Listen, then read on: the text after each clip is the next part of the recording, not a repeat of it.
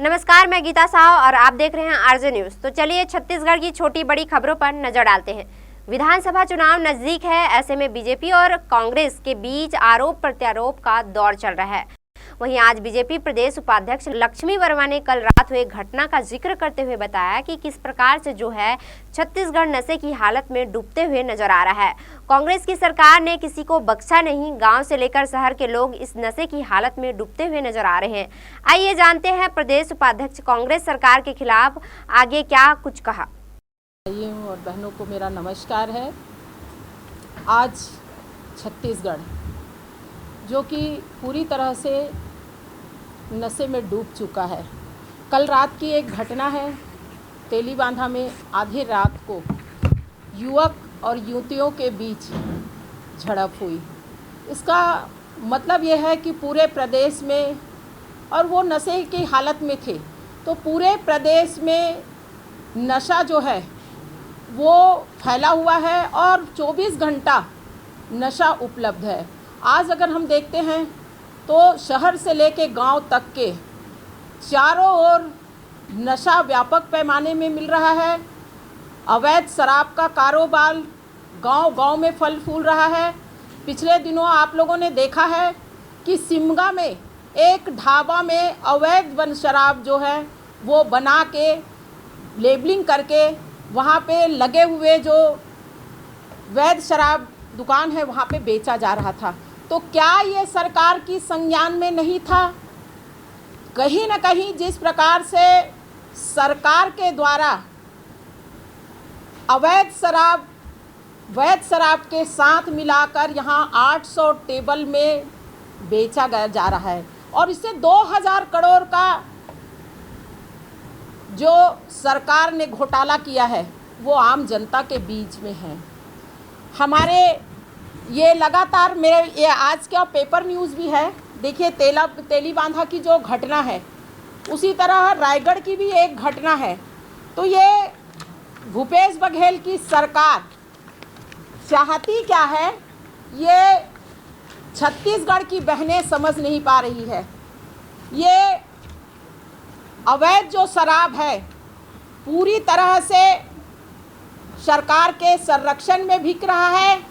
इनके रायपुर के मेयर हैं ढेबर और ढिल्लन, इन लोगों के द्वारा जिस प्रकार से आज कोर्ट ने इनके खिलाफ इनका जो याचिका को खारिज किया, देखिए ये इससे स्पष्ट है। ईडी ने पुख्ता प्रमाण के साथ में छत्तीसगढ़ में ये अवैध शराब कर रहे हैं, और इससे जिस प्रकार से छत्तीसगढ़ के पूरा जनता बेहाल है, युवा वर्ग बेहाल है, क्योंकि इन्होंने कोरोना काल में भी नशे को घर घर तक पहुंचाने का काम किया। आपको पता होगा कि कोरोना काल में यहाँ क्वींस बार में किस तरह से नशे को युवाओं के बीच परोसा जा रहा था। तो ये छत्तीसगढ़ की सरकार क्या संजीदगी के साथ जो छत्तीसगढ़ की जनता से वादा किया, खासकर महिला बहनों से, कि ये गंगा जल को हाथ में लेकर उनको विश्वास दिलाए कि हम सरकार में आएंगे तो शराब बंद करेंगे, लेकिन शराब बंद नहीं किया। शराब के साथ साथ अन्य और भी नशे हैं, उसका उपयोग पूरी तरह से आम जनता के बीच सरकार के संरक्षण में फैलाया जा रहा है, ताकि छत्तीसगढ़ के जो युवा हैं वो सरकार नशे के गिरफ्त से बाहर ना हो, और उनको जो रोज़गार का वादा किया है वो रोज़गार युवाओं को ना देना पड़े। आप लोग लगातार देख रहे हैं कि पीएससी घोटाला किस तरह से छत्तीसगढ़ के सरकार में जो उनके अधिकारी कर्मचारी हैं, जो नेता हैं, ऐसे लोगों के परिवार से 2-2, 3-3 और उनके परिवार के और भी लोगों के यहाँ से जो सिलेक्शन हुए हैं, अभी एबीवीपी के द्वारा आंदोलन किया गया, उसमें किस तरह से बेटियों के बाल पकड़ के उनको घसीटा गया।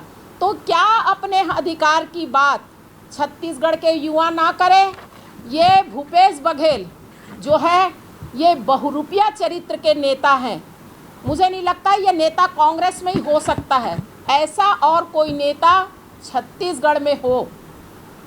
आज क्वांटिफाइबल डाटा की बात करें, ये आज छत्तीसगढ़ के साथ साथ हमारे यहाँ मैं लड़की हूँ, लड़ सकती हूँ का नारा देने वाली प्रियंका वाड्रा आई थी, उनके जितने भी इंडिया कंपनी के नेता हैं, ये 55 साल तक देश में राज किए, लेकिन इनको कभी याद नहीं आया।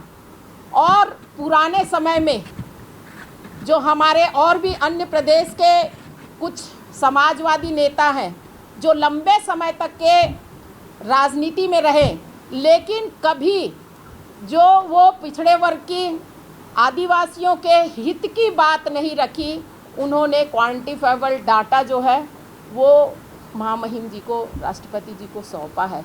तो मेरी ये मनसा है कि किस प्रकार से छत्तीसगढ़ की भूपेश बघेल की सरकार ने यहाँ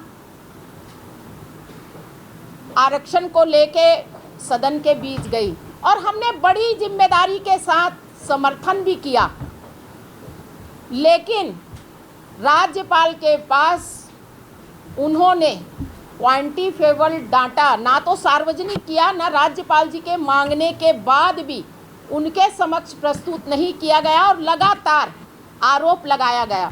इससे स्पष्ट जाहिर होता है कि ये छत्तीसगढ़ में जो भूपेश बघेल है, जो छत्तीसगढ़ के लोगों ने लबरा सरकार के नाम में उनको निरूपित किया है, ये लबरा भूपेश बघेल क्यों क्वांटिफाइबल डाटा आज तक के सार्वजनिक नहीं किया है। ऐसे ही तमाम खबरों में अपडेट रहने के लिए वीडियो को लाइक करें, शेयर करें, साथ ही चैनल को सब्सक्राइब करें।